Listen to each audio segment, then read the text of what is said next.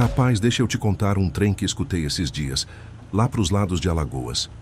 Mais precisamente em Maceió, cidade bonita, cheia de praia, mas que naquela madrugada virou cenário de um verdadeiro filme de terror.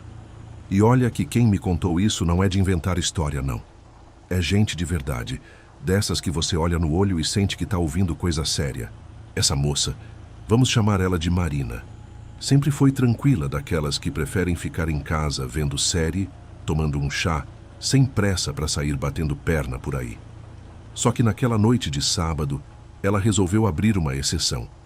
Era aniversário da melhor amiga, e o pessoal todo ia se reunir. Nada de balada nem música alta. Era só um encontro entre amigas, uns drinks, papo bom, coisa simples, mas de coração. Marina saiu de casa por volta das 6:30 da tarde, dirigindo seu carro toda tranquila. Ela morava a uns 10 minutos dali, então foi sem preocupação. A festa foi exatamente como ela imaginava.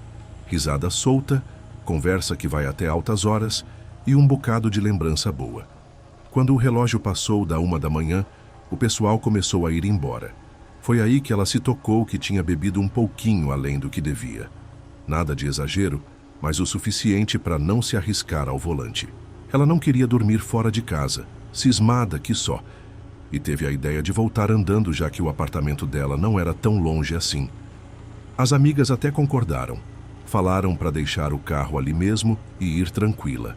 O caminho era conhecido, passava por uns bairros calmos, coisa de 25 ou 30 minutos de caminhada. Até aí, beleza. Marina se despediu das meninas, ajeitou a bolsa no ombro e botou o pé na rua. A cidade estava em silêncio profundo. Nem alma viva nas calçadas, nem carro passando. Só aquele barulhinho do vento batendo nas folhas. Sabe aquele tipo de silêncio que mais assusta do que acalma? Pois era esse. Caminhou uns bons minutos assim, sem ver ninguém. Mas de repente, lá longe, surgiu um carro com os faróis ligados vindo na direção dela.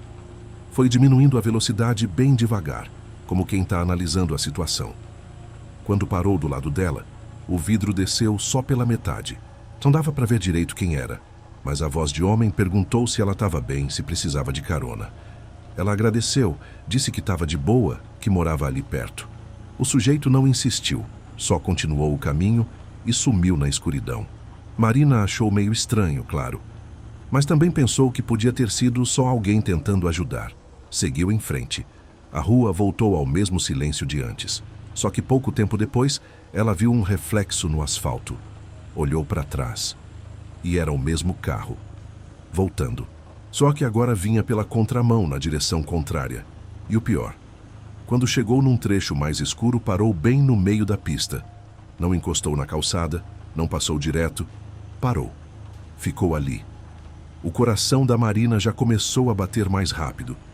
Tentou se convencer que era só paranoia, que talvez o cara tivesse se perdido ou algo assim. Mas no fundo, ela já sabia que tinha algo errado. Aquilo não era coincidência, não. Continuou andando, mas olhava para trás a cada passo. O carro ficou parado por um bom tempo, depois sumiu. Mas o nervoso já estava ali dentro, corroendo o juízo. Quando estava a uns 10 minutos do prédio dela, mais um susto. Outro carro parado mais à frente, no meio da rua, com os faróis acesos. E adivinha, era o mesmo. Mesma cor, mesmos faróis, mesmo lugar no meio da pista. Agora não tinha mais como fingir que estava tudo certo. O sujeito não só estava seguindo ela, como estava antecipando os passos dela.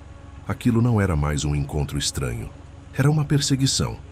E foi aí que Marina percebeu. Ele sabia exatamente o caminho dela. Sabia onde ela ia passar. Estava sempre um passo à frente. A rua estava bloqueada. E a única alternativa que ela tinha era uma trilha por dentro de um parque. Um atalho que ela sempre evitava à noite, justamente por ser escuro demais e sem nenhuma luz.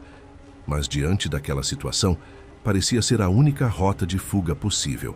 E é aqui que a coisa começa a desandar de vez. Agora te imagine só a cabeça da Marina nesse momento. Ela parada ali no meio da rua, madrugada já alta, e aquele carro, o mesmo de antes, estacionado justo na frente da trilha. Como se não bastasse o medo de andar por aquela picada no escuro, agora o bicho-papão parecia estar guardando a entrada. Era como se o sujeito soubesse exatamente o que ela ia fazer, como se tivesse lido os pensamentos dela. E olha, meu amigo, não tem sensação pior do que se sentir encurralado assim. Marina ficou ali paralisada, o coração martelando forte, a respiração curta e a cabeça girando numa velocidade doida, tentando achar uma saída. O carro continuava imóvel, os faróis cegando tudo ao redor. Só que tinha algo ainda mais apavorante. Não dava para ver ninguém dentro. O vidro era escuro, e Marina, mesmo tentando olhar com cuidado, não conseguia enxergar o motorista. Isso só aumentava a tensão. E o silêncio era tão profundo que dava para ouvir o som do próprio medo. Ela pensou em dar meia volta, voltar para a casa da amiga. Mas o caminho de volta agora parecia ainda mais perigoso. Quem garante que o sujeito não ia atrás de novo? E a tal da trilha, por mais arriscada que fosse, parecia ser a única rota onde aquele carro não poderia segui-la. Pelo menos não sobre rodas. Foi aí que ela lembrou de uma notícia que tinha lido dias antes. Uma menina no México, que também saiu de uma festa à noite com as amigas. Foi abordada por um carro misterioso e nunca mais foi vista viva. Encontraram o corpo dias depois, escondido num container. A lembrança veio como um tapa no rosto e o pânico tomou conta. Mesmo com o medo nas alturas, Marina decidiu que precisava agir. Não podia ficar parada ali esperando o pior. Tentou se convencer de que, se passasse rápido, talvez o sujeito nem notasse. Ou talvez fosse só um susto, um mal-entendido, por mais que tudo gritasse o contrário. Aproximou-se do carro com passos lentos, tentando não fazer barulho, mas ao mesmo tempo pronta para correr a qualquer momento. E foi chegando cada vez mais perto, os olhos grudados no veículo, tentando captar qualquer movimento. Quando passou ao lado do capô, respirou fundo e acelerou o passo. Estava quase alcançando o início da trilha, quando o mais assustador aconteceu. Pelo para-brisa, viu claramente que o banco do motorista estava vazio. Totalmente. Nenhuma alma viva ali dentro. O carro estava ligado com faróis acesos, mas sem ninguém no volante. A sensação foi como se o chão tivesse sumido debaixo dos pés dela. Não teve tempo nem de raciocinar direito. Foi então que notou algo ainda pior. Na sombra, entre as árvores próximas da trilha, uma figura apareceu. Um homem parado, calado, com o corpo parcialmente escondido pelo escuro. Ele a observava em silêncio, como se estivesse ali há muito tempo. Como se estivesse esperando ela fazer exatamente o que fez, tentar fugir por aquele caminho. Na hora, Marina congelou. O medo virou puro terror. Era como se o sujeito tivesse armado aquilo tudo, sabendo que ela tomaria aquele rumo. Como se estivesse brincando com ela, puxando as cordas igual marionete. E naquele instante, não teve mais dúvida. O plano dele era encurralá-la ali, longe de tudo, no canto mais escuro da cidade. Ela não pensou duas vezes. Disparou a correr com tudo o que tinha nas pernas. Saiu da frente da trilha, voltou para a rua e correu como nunca tinha corrido na vida. Só escutava os passos dela no asfalto, a respiração ofegante e, de repente, os passos de outra pessoa atrás. Alguém estava vindo também, correndo. E logo depois o som da porta do carro batendo com força, motor roncando, pneu cantando. O carro arrancou com tudo na direção dela. Marina gritou. Gritou com toda a força dos pulmões pedindo ajuda, implorando por socorro. E não parou mais.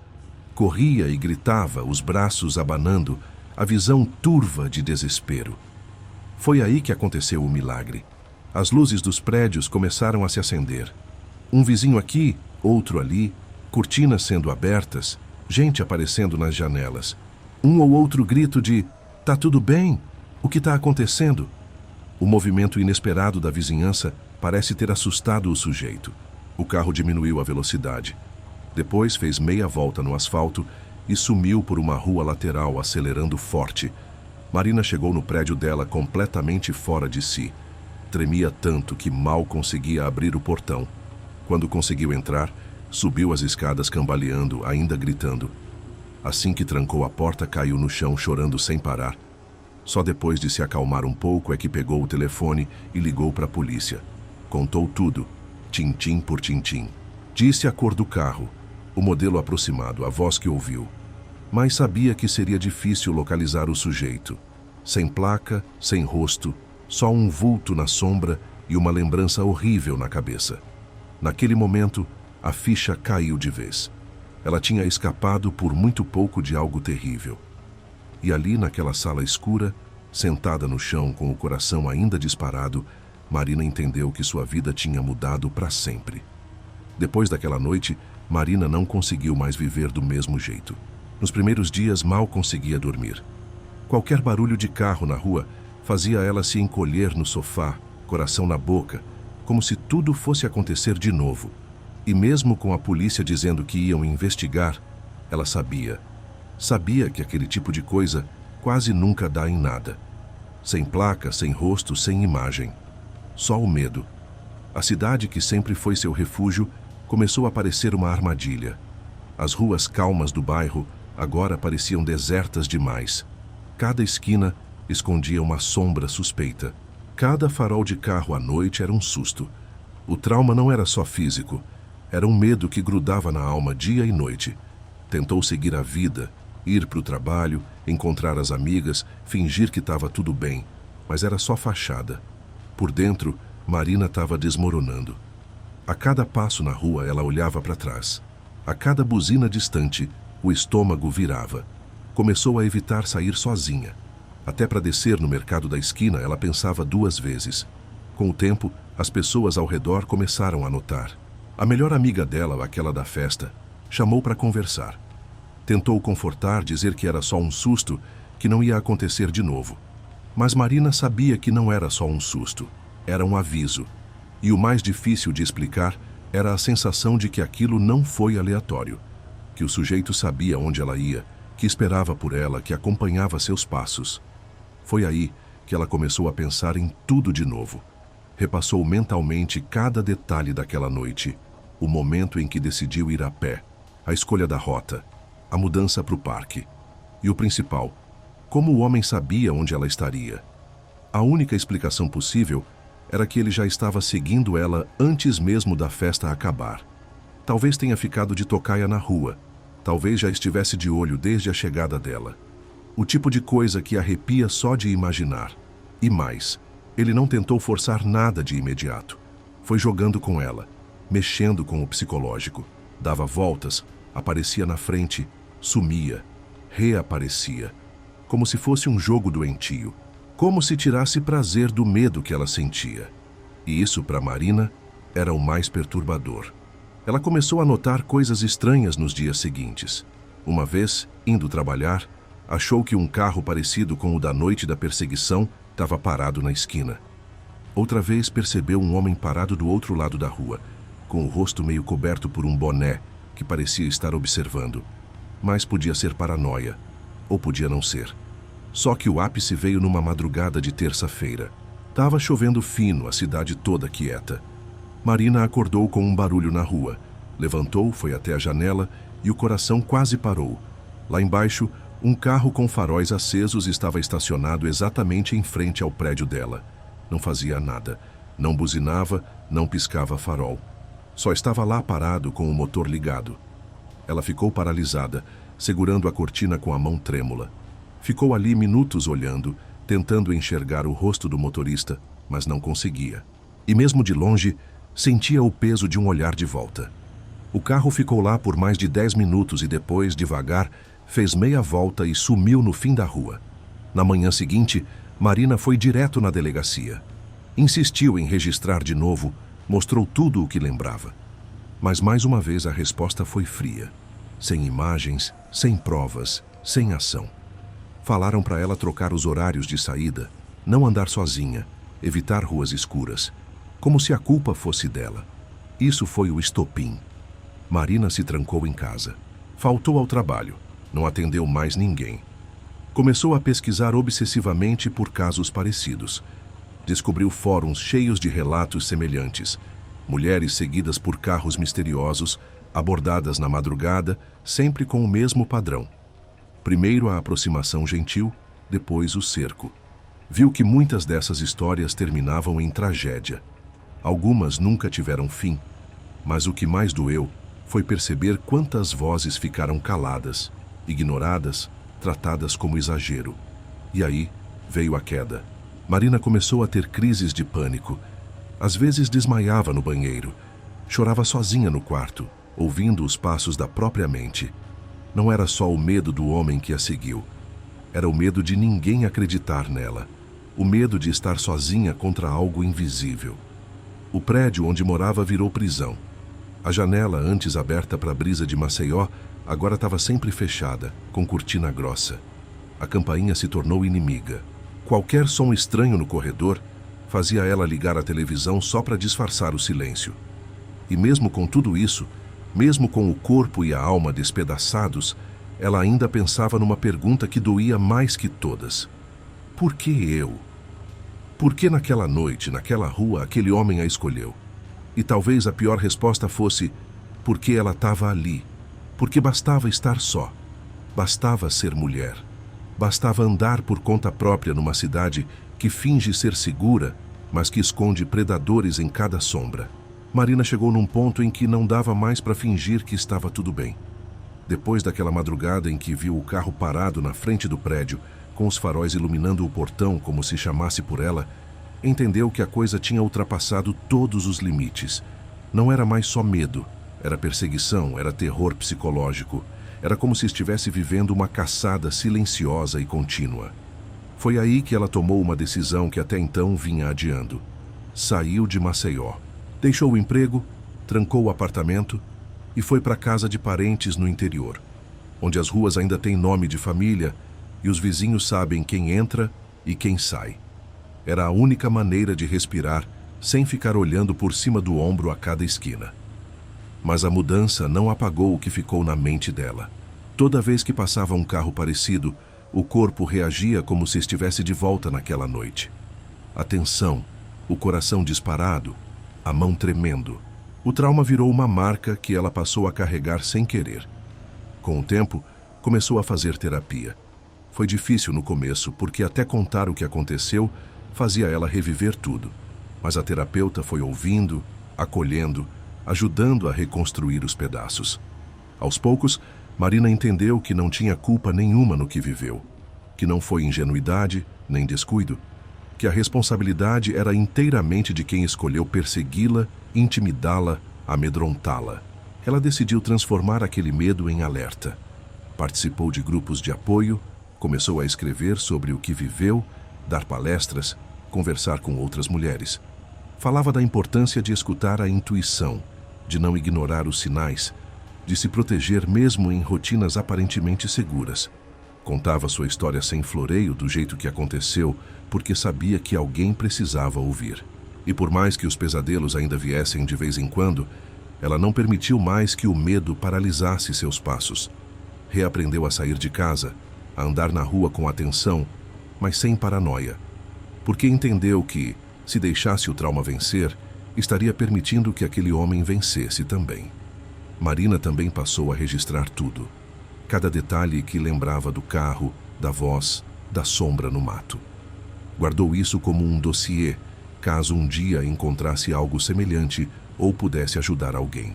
E olha, por mais que a polícia nunca tenha encontrado o sujeito, ela sabia que tinha vencido de outro jeito, escapando. Porque o mais importante disso tudo foi que ela sobreviveu. Contra todas as probabilidades, contra o silêncio da madrugada e a covardia daquele que se esconde, ela gritou.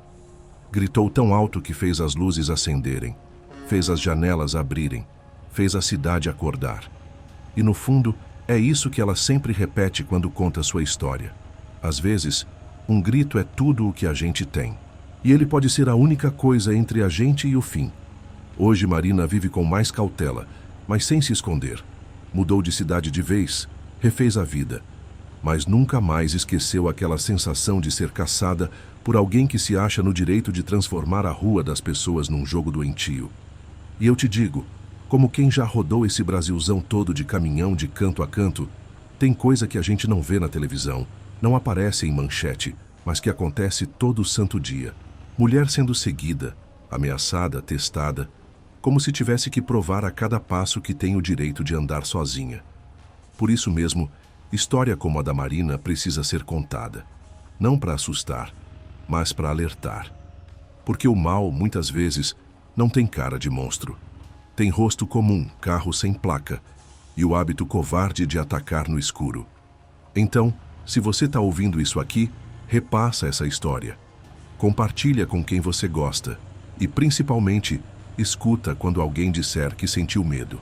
Porque o medo é real e às vezes é ele que salva. E antes de me despedir, faço um pedido. Se você curtiu essa história contada por mim, Zeca Estrada, já deixa seu comentário aqui embaixo.